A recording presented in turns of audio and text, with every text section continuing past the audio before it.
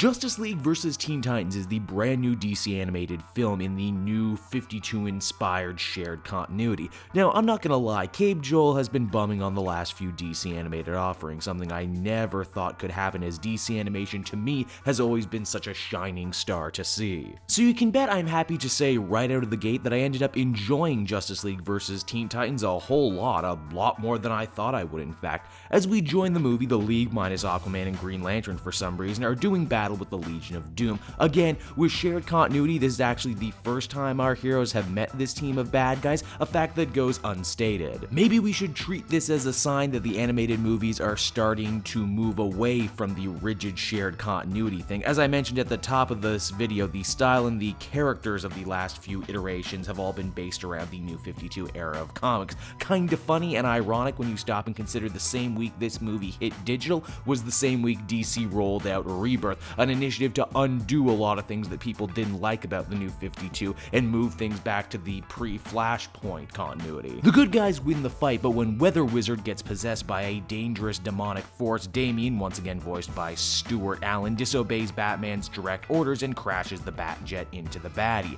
I know people's opinions on Damian Wayne as a character and even Stuart Allen as an actor run hot and cold. I personally am confident in saying that he's gotten much better since we first saw him all the way back in Batman and Son, and for once, Damian being king of the jerks is kinda part of the story. For screwing up on such a massive scale and in front of the Justice League no less, Bruce carts Damian off to the Teen Titans, Dick Grayson's old superhero team, in hopes that the angry young man will finally learn some much needed lessons about teamwork and following orders. You know, it was either that or spank little Damian in front of the rest of the league. This movie version of the Teen Titans team is made up of fan favorites like Jaime Reyes, the Blue Beetle, Garfield, Logan, Beast Boy, and lastly Raven, who looks far more human here in this movie than she did in her beloved anime-inspired Teen Titans show. Surprisingly, the team leader and den mother turns out to be none other than Nightwing main squeeze Starfire. This is a major step up for the character, who has never really been shown as a leader type, but whose caring and motherly nature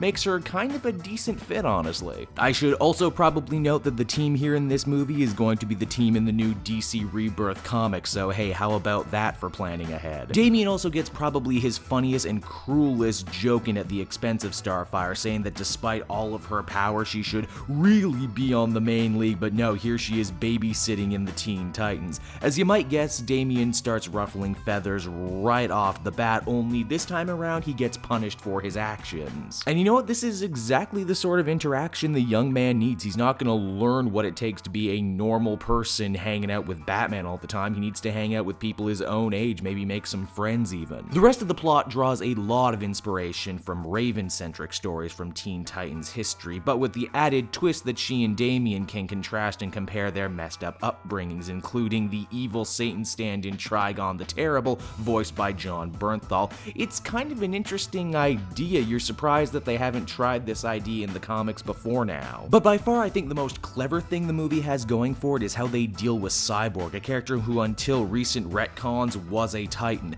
The movie subtly shows how Victor is always the odd man out amongst the members of the Justice League, and how when he is forced to join forces with the Titans to save the League from Trigon's demonic control, he does a great job working with them, but at the end of the day he knows that it's better to be a second stringer in the major leagues than the star player in developmental. But hey, the movie's not all demons and teens fighting adult heroes. A good chunk of the film's runtime is devoted to, well, just teenagers doing teenage stuff. Damian especially learning to let down his guard and actually act his age for once. There's a real sense of fun and playfulness in this movie that the last couples have really been lacking in, and it's something I appreciated a whole lot. How playful do things get, you might be asking yourself? Well, the heroes get a crazy Power Rangers / Sailor Moon transformation sequence out of freaking nowhere, because why not? It's cool, right?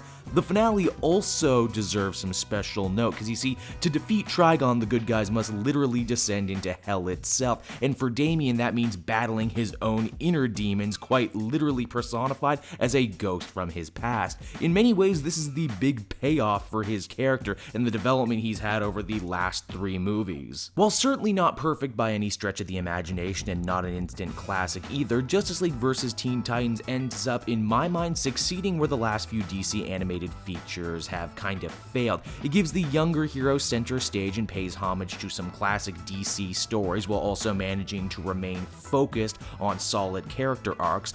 And for a change, this movie actually has a post-credit stinger that genuinely made me excited and made me want to see more of it. Aside from a few instances like Blue Beetle's costume and some ninjas in a hologram session, there is really no animation recycling going on. There wasn't an over-reliance on fight scenes or indeed any attempt to push boundaries or the envelope just for the sake of doing so. Overall, I would give this one an 8.5 out of 10. The movie is available now digitally and on DVD. Hey everyone, thanks so much for watching my newest video. I hope you enjoyed it, and I hope you'll feel like checking out some more videos I have on offer here at Cape Joel.